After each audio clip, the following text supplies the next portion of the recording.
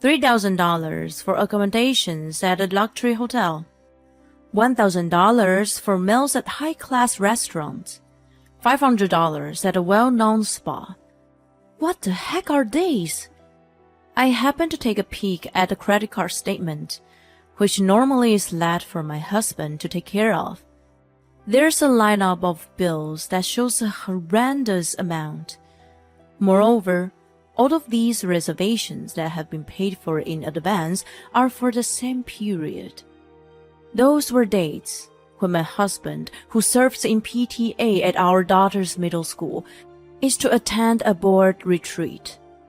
Even if I'm not familiar with these things, I understand what it means. To support me in my demanding job, my husband has decided to be a stay-at-home dad. Thanks to his devotion to his family, I've been able to commit myself to work without worries. I've been grateful to him for being too good to be true. Yet, his true intention may have not been for the family. I carefully take out something and slip it into his wallet. At the same time, I make a call to someone.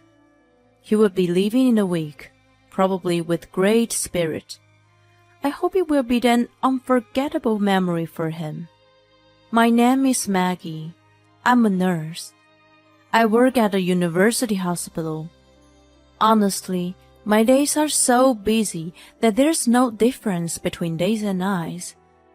The reason I can continue working my crazy hours is my beloved husband, Glenn. I love my job and I'm proud of it. I couldn't choose between my marriage and my job, and cried hard in front of him many times. He respected my determination and decided to be a full-time stay-at-home dad to support his family. He always pushed me to work to the best of my ability. He never paid attention to the curious eyes of other mothers, and even served on the PTA board at our daughter's middle school. My daughter Sasha was also supportive. I, as a breadwinner, had been working hard to make ends meet for my family. One day, I received a call from my credit card company. I changed the debit account for my own convenience the other day. The money wasn't deposited in time for withdrawal, and it was an overdraft. Oh, darn it. I hastily checked my credit card statement in order to make the transfer. Since I usually left such matters to Glenn, I hadn't checked their statement for years. I realized how lax I had been. My eyeballs almost popped out of my head when I saw the statement on my phone screen. The total amount was outrageous. I panicked thinking about what I had spent. I couldn't even remember what I bought. I decided to check the details. There I found a long history of which I had no recollection. Name of designers' brand boutiques, famous parfumerie, and a luxury watch brand. I liked those brands, but I hadn't bought anything from them. For a moment I wondered if Glenn, who had a family card, was planning to surprise me. I hadn't received any of them, though. Moreover, all the purchases were made only on Wednesdays. It was a day I worked a night shift, and Glenn had a board meeting. What's going on? I resolved to question him as soon as I got home. I hurried home anxiously. Then I heard a voice calling out to me. Hi, Maggie, long time no see. Are you on the way home from work? I was almost home when I ran into Tara. She was also a PTA member and one of the few mothers I knew from the school. Hey, long time. Thank you for always helping Glenn. I hope he isn't giving you a hard time. I didn't know what to say to her, so I quickly brought up the common subjects that I could think of. She patted me on the shoulder, saying I was acting distant. The moment she moved her arm, my sense focused on the fragrance in the air. The perfume she wore was the signature of the perfumery that was on the credit card statement. I had wanted to buy it so badly that I tried it on many times in the shop. I missed the timing to buy it in the end, but I clearly remembered the scent. "Smells nice. That's the one I wanted too. Did you buy it?" No idea why I asked her that. Jealousy. I was ashamed of my foolishness. Still, the purchases were always made on Wednesdays when a meeting was held. A PTA member wearing the same perfume. Once I suspected her, my thoughts went more and more toward the unpleasant side. Tara, of course, was unaware of my suspicion and cheerfully responded, "Actually, I got it as a gift. It was our anniversary the other day." She laughed cutely. "Oh, that's so nice. You guys are so in love." I felt relaxed, and after enjoying the casual conversation, we parted ways. It was not surprising that she had it since it was a popular item. Even after the birth of her children, she still talked about her anniversary with her husband in such a cute and happy way. She didn't say husband. I stopped abruptly and returned to the place where I had left her. Of course, she wasn't there. But the urge to go after her was so strong. Glenn and she had something going on. The little doubt that popped up in my mind swelled to the point that I could no longer ignore it. The next Wednesday, my family saw me off to work as usual. Then I asked my colleagues to let me leave early. I didn't tell Glenn, of course. If I told him, it would have been meaningless. I waited for him a short distance from home.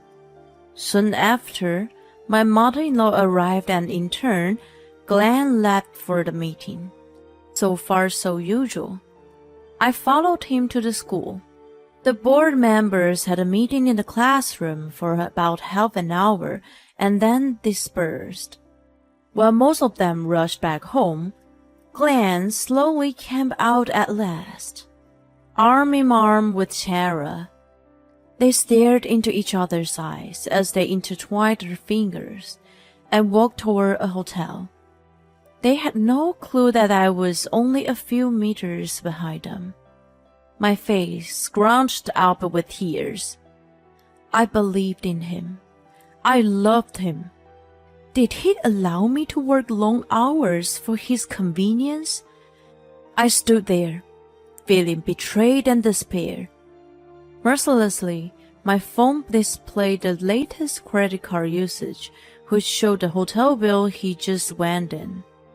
Eventually, the fun was over and the two of them came out looking happy. I calmly snapped pictures of them. There were no more tears, not even a trace of affection left in my heart. After that, I avoided seeing Glenn as much as possible, using my work as an excuse. Personally, I wouldn't have minded divorcing him right away. The divorce meant that I was taking Sasha away from her father. I didn't want to speak to anyone until I had a chance to think it through. "Mom?" Sasha's sudden voice brought me back to reality. I had been crying alone in the living room in the middle of the night since that day. I thought I was being discreet, but it seemed that she had noticed something was wrong. She couldn't sleep, or maybe she just woke up. She came out of bed late at night and gently hugged me. "I don't want you to be sad. Your enemies are my enemies. I won't forgive anyone who makes you sad. Even if it's Dad, I won't forgive him." Her words opened the floodgate that had been holding all the feelings. I waited like a child. Tears of gratitude for her and apologies, and everything else spilled out. "If I divorce your dad, things won't be the same as before. We'll have to move. and we won't be able to see him every day. If you have to change schools, you won't be able to see your friends. I spilled out of my concerns one after another. She interrupted and assured me, I still want to be with you, Mom. I want to be a nurse like you. I'll be fine, so please, do as you want. She held my hands tightly. Thank you, sweetheart. Encouraged by her, I decided to act on my plan. I had gotten into the habit of checking my credit card statements and found out that Glenn was planning a week-long trip. He called it a PTA board retreat. In the past, I would have sent it off without a second thought. Common sense told me that it would be unthinkable for parents with children to be away from home for a week at the same time. Even if it were to happen, and even if Glenn were to advance the cost of the trip on a credit card, the destination and the type of hotel were far off from the norm. He underestimated me not to find out. His attempts to hide the evidence became extremely difficult for him. I had not only the list of credit card transactions, but also the details of the courses at a chic restaurant, the confirmation of the hotel booking, and even the request for a surprise cake. I was grateful to him for quitting his job and becoming a stay-at-home dad. I thought it was my duty to work hard to provide for my family in return. I was definitely not working for him to betray his family and fool around like this. Don't mess with me. On my next day off, I calmly began my revenge against him. First, I called the hotel and every restaurant he had booked. Although the reservations were made in his name, I knew the details. When I told them that I was his wife, they didn't suspect me so much. Later that night, I took out his wallet that was left in the living room and pulled out his credit card. He used to carry around cash only before we got married and had never made his own card other than the family one. If his only card went missing, he would have immediately noticed something was wrong. So I put an expired one in his wallet. It had been renewed about 6 months ago, but I had been neglecting to get rid of it. I was truly amazed by my laziness and praised myself a little only for that occasion. It looked the same, but it was still expired. If he used it somewhere, he would have found out right away. It just needed to last until he was away from home. I'm leaving now. I'm going to have a lot of discussions to make the school better. Sasha, take good care of your mom, okay? Glenn left the house smiling, unaware of anything. Sasha and I also saw him off with smiles on our faces. I could have punched him in the face, but strangely, I felt very peaceful thinking that it was the last time I saw him. Well, let's get started. Yes. We made sure he was out of sight. In an instant, our smiles were concealed, and we rushed to pack our belongings. The movers showed up shortly after, and thanks to their efficiency, we were able to move into our new home in no time. Excuse me, where should we take these? Oh, don't worry about them. You can just leave them there. They took off wondering about the boxes that were piled up in one corner of the room. And I handed them over to another mover who arrived in turn. The contents were all Glenn's belongings. There was nothing left in the house after that. Waiting for his return in the living room, filled with memories were credit card statements and picture of him and Tara that I had taken the other day. I also left my wedding ring that had lost its meaning, and a draft of divorce papers.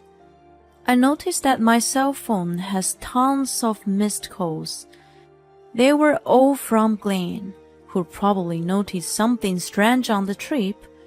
Too bad for him. I sent a text saying that I was unable to respond due to several emergency operations. I read my vibrating phone in a towel and put it in the bottom of my bag. By the time his meddling calls had calmed down, my call history had exceeded 100. Sasha and I couldn't help but giggle at it. Oh, right. I should probably make one last call. Yeah, that's a good idea. We made a call to someone. Later, what's going on here? Maggie? Sasha? Anybody home? When Glenn returned home, in a good mood, after a week-long affair, he was shocked to find the house empty. Stunned by what I had left behind for him, he repeatedly called me to no avail. Of course not. I blocked him on my phone. Then he received a call from an unknown number.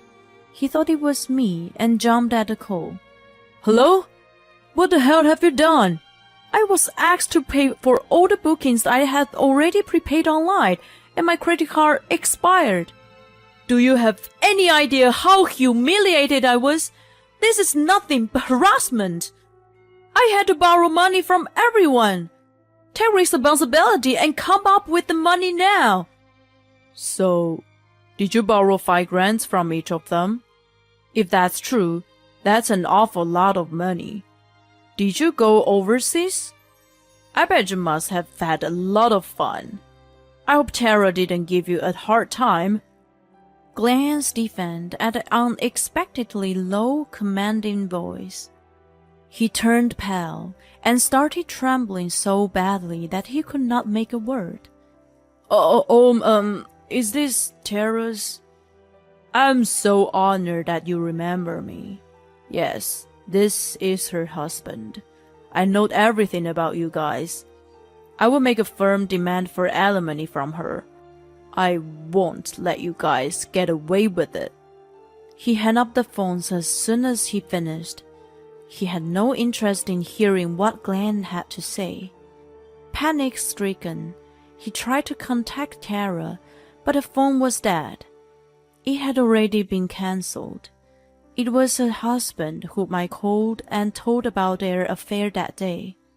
He was surprised, but not distraught, and sounded deeply sorry. He was somewhat aware of her affair. It was still shocking for him to find that her cheating partner was a close acquaintance. He even offered to cooperate with me to do what I wanted. After I got the address of her parents from him, I sent all of Glenn's belongings along with a copy of my divorce papers and pictures of their affair to them. They were, of course, furious. They were in such an uproar. That the whole neighborhood came to know about Tara's divorce and losing custody of her children due to the adultery. Her parents were wealthy with a successful local business. She probably thought that they were going to help her no matter what. They were enraged with her actions, which were fatal to their credibility as a business owner. They did not even let her inside the house when she had come to them in tears. In the end, she had nobody to turn to and began to live alone in a small apartment. She worked day and night at a place that was famous for its low wage and hardship to pay alimony. Meanwhile, Sasha and I temporarily moved in with my parents until the divorce was finalized.